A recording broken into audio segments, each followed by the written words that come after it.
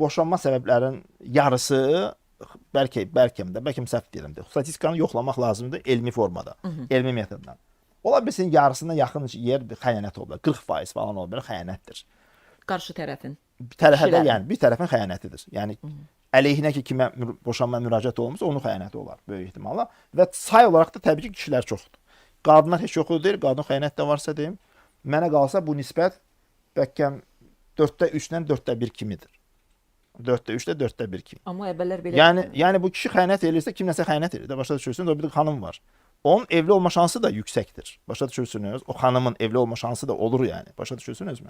Onun üçün sırf kişi xəyanəti var demək yanlış olar. Qadın xəyanət də varsa deyim öz yerində. Üstəlik fakt budur ki, kişilər xəyanətini gizlədə bilmirlər də. Çünki o kişi yalanını gizlətmə ehtiyacını heç vaxt hiss eləməyib axı. Başa düşürsünüzmü? Və də kişilər çox yalan danışa bilmir sizə deyim. Yalnız bir onun yalanını gec-tez üzə çıxar. Çünki o ömür boyu belə yaşayıb ki, yalanını gizlətmə ehtiyacını hiss eləməyib, çox rahat olub özündən falan filan. İndi də bunu ya telefon ələ verir çox vaxt. Nəsə bunu bir şey ələ verir, o yalanı üzə çıxır, yalanın üstü açılır. Nəticədə də ailələr dağılır. Yəni təbii ki, bilirsiniz necə? Məsələ budur ki, kişi ailə quranda o bunu çox şuurlu şəkildə eləməlidir. Şuurlu şəkildə demək ki, mən evliliyə hazıram və mən həyatımı bir qadınla yaşamağa aid eləyə bilərəm. Bu qərarını verməli. Yox, bu qərarını verməyəcəksə qətiyyən evlənməsin, qətiyyən.